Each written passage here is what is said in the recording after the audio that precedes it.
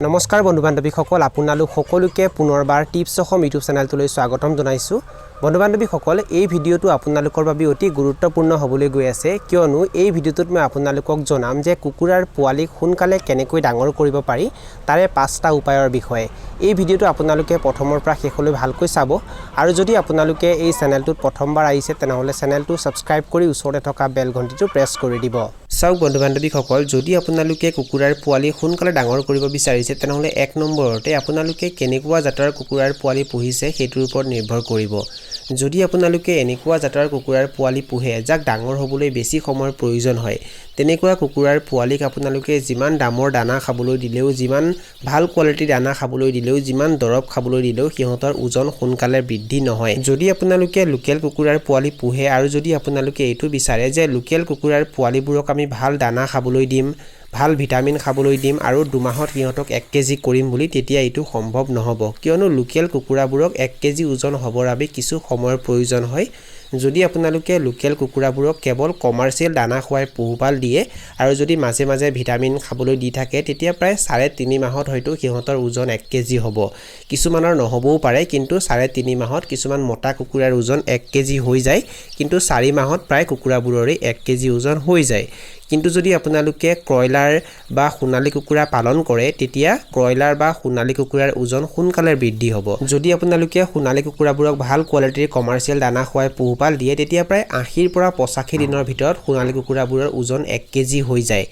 ইয়াতো কিছুমান কথা নিৰ্ভৰ কৰে। যদি আপোনালোকে সোণালী, ক্ৰয়লাৰ আৰু লোকেল কুকুৰাবোৰক ঘৰুৱা খাদ্য বেছিকৈ খাবলৈ দিয়ে, তেতিয়াও কিন্তু সিহঁতৰ ওজন সোনকালে বৃদ্ধি নহ'ব। সেইকাৰণে মই দ্বিতীয়টো পইণ্ট আপোনালোকক জনাই দিব বিচাৰিছোঁ, কুকুৰাৰ ওজন যদি আপোনালোকে সোনকালে বৃদ্ধি কৰিব বিচাৰিছে তেনেহ'লে দ্বিতীয়তে কুকুৰাৰ পোৱালিবোৰক বা ডাঙৰ কুকুৰাক আপোনালোকে ভাল কোৱালিটিৰ দানা খাবলৈ দিব লাগিব। যদি আপোনালোকে ভাল কোৱালিটিৰ দানা খাবলৈ দিয়ে, তেতিয়া কুকুৰাবোৰৰ ওজন সোনকালে বৃদ্ধি হ'ব, মানে ভাল ভিটামিন আৰু প্ৰটিনযুক্ত দানা সিহঁতক খাবলৈ দিব লাগিব।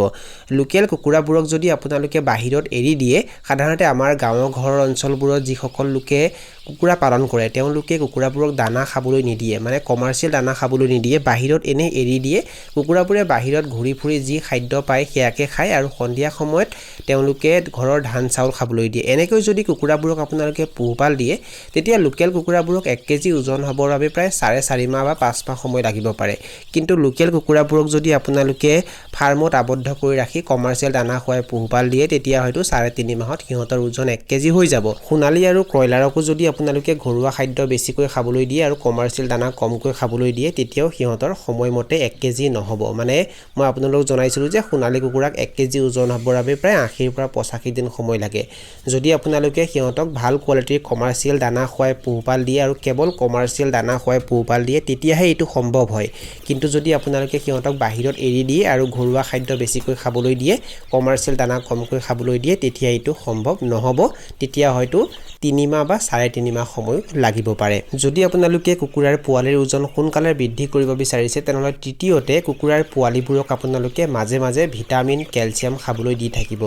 যদি কুকুৰাৰ পোৱালিবোৰক আপোনালোকে মাজে মাজে ভিটামিন আৰু কেলছিয়াম খাবলৈ দি থাকে, তেতিয়া সিহঁতৰ ওজন সোনকালে বৃদ্ধি হ'ব, লগতে সিহঁতৰ ৰোগ প্ৰতিৰোধ ক্ষমতাও বৃদ্ধি হ'ব, যাৰ বাবে যিকোনো বেমাৰে সিহঁতক সহজতে আক্ৰমণ কৰিব নোৱাৰিব। যদি কুকুৰাৰ পোৱালিৰ ওজন আপোনালোকে সোনকালে বৃদ্ধি কৰিব বিচাৰিছে, তেনেহ'লে 4 নম্বৰতে কুকুৰাৰ পোৱালিবোৰক আপোনালোকে যিখিনি ঠাইত ৰাখিব, সেই ঠাই আপোনালোকে সদায় পৰিষ্কাৰ কৰিব, তাত লেতেৰা হ'বলৈ নিদিব। যদি আপোনালোকে লেতেৰা ঠাইত কুকুৰাৰ পোৱালিবোৰক ৰাখে, তেতিয়া কুকুৰাৰ পোৱালিবোৰৰ মাজত বেমাৰ আজাৰ দেখিবলৈ পোৱা যাব, যাৰ বাবে সিহঁতে দানা পানী কমকৈ খাব, সিহঁতবোৰ দুৰ্বল হৈ যাব, সিহঁতৰ ওজন কমি যাব আৰু হয়তো সিহঁতৰ মৃত্যু হ'ব পাৰে। সেইকাৰণে আপোনালোকে ঠাই পৰিষ্কাৰ কৰি ৰাখিব। আৰু যদি কুকুৰাৰ পোৱালিবোৰ বেমাৰত আক্ৰান্ত নহয়, তেতিয়া আপোনালোকে সিহঁতক এণ্টিবায়'টিকো দিব নালাগিব, আৰু এণ্টিবায়'টিক বেছিকৈ নিদিলে বা এণ্টিবায়'টিকৰ প্ৰয়োগ কমকৈ কৰিলে কুকুৰাৰ পোৱালিবোৰৰ ওজন সোনকালে বৃদ্ধি হয়। যদি আপোনালোকে কুকুৰাৰ পোৱালিৰ ওজন সোনকালে বৃদ্ধি কৰিব বিচাৰিছে, তেনেহ'লে 5 নম্বৰতে কুকুৰাৰ পোৱালিবোৰক আপোনালোকে বেছিকৈ ঠাই দিব, মানে কম ঠাইত আপোনালোকে বেছি কুকুৰাৰ পোৱালি নাৰাখিব, কুকুৰাৰ পোৱালিবোৰক আপোনালোকে বেছিকৈ ঠাই দিব।